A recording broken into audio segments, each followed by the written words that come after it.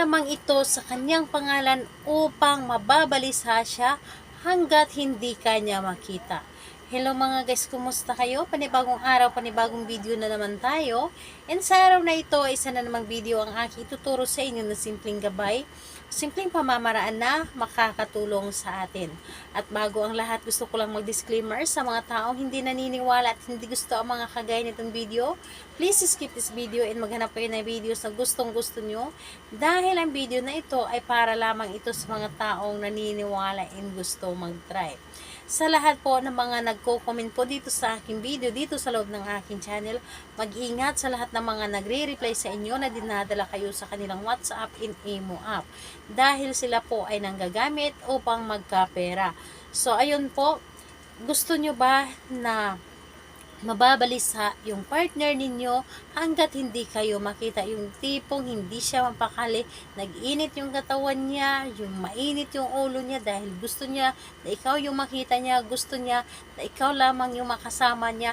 Ito ang gagawin ninyo para sa kanya.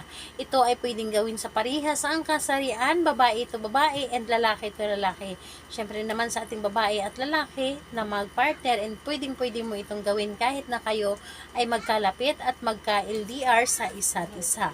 Ngayon po, ang ating gagamitin lamang dito, kailangan mo lamang dito maghanda ng isang puting kandila kahit ito ay bago or gamit na, and pwede rin at kailangan din natin isang maliit na pirasong papel at panulat syempre, and ayun po, syempre ang ating panindi, posporo o di kaya lighter.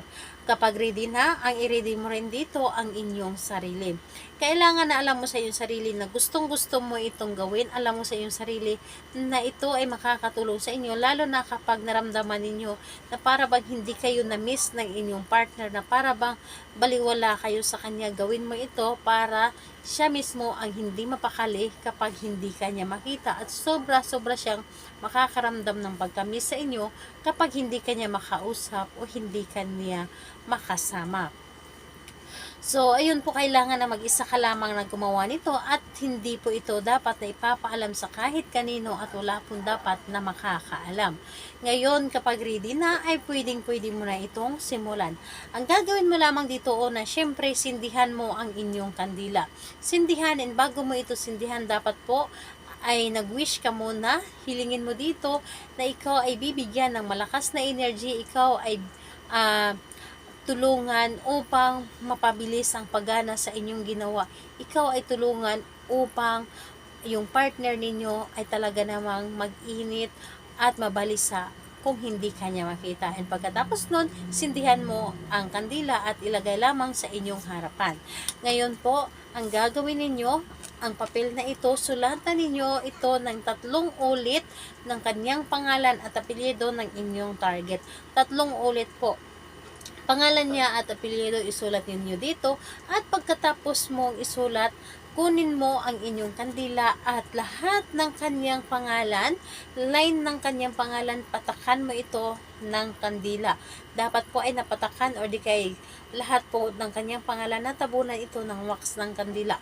And habang pinapatakan ninyo ito ng kandila ang kanyang pangalan, dapat po ay humihiling kayo, sinasambit ninyo ang kanyang pangalan, sinasambit ninyo ang kahilingan ninyo, kung ano man yung hinihiling ninyo, dahil ang kahilingan pwede ninyong ibahin, ang kahilingan pwede ninyong dagdagan, depende po sa inyo kung gusto ninyong dagdagan at gusto ninyo na mabalisa lamang siya kung hindi kanya makikita, depende po sa inyo. Pero mas maganda na maraming kahilingan, mas maganda po dahil mas maramdaman niya ito. Takpan ninyo ng wax ng kandila ang lahat ng kanyang pangalan. Dapat po ay wala ng sulat na makikita na walang wax ng kandila. Dapat po ay merong wax ng kandila or natakpan talaga siya lahat. And ayun po, patuloy lang kayong humiling, patuloy lang kayong magsambit ng kanyang pangalan habang hindi pa tapos sa patak ng kandila ang kanyang pangalan. Asahan ninyo, yung taong ginawa ninyo talaga namang mababalisa ito at gustong gusto niya na lagi kayong makasama, gustong gusto niya na ikaw lamang ang lagi niya makikita. So ayun po, pagkatapos kapag natuyo na yung wax ng kandila na inyong pinatak dito sa papel, itupi mo lamang ang papel na ito at kumuha pa kayo ng isa pang papel para ibalot ang papel na ito at ilagay ito sa ilalim ng inyong unan o di kaya sa loob ng inyong punda. Pili lamang kayo, pwede din po sa inyong cabinet, sa inyong drawer, kung saan na pwede ninyo siyang ilagay. Pero mas maganda na sa ilalim ng inyong unan para mas mabilis niya itong maramdaman at mabigyan mo ito ng energy sa inyong pagtulog sa gabi. So, ayun po, bago kayo matulog sa gabi, pwede ninyong kunin ito, hawakan, kausapin, kung gusto po ninyo, pwede po. So, ayun, gawin ito sa araw ng Tuesday and Friday. And, ayun po, kahit anong oras naman pwede. And, pwede rin naman sa ibang araw, basta't malakas lamang po ang inyong energy na gustong-gusto nyo talagang gawin ang isang ritual.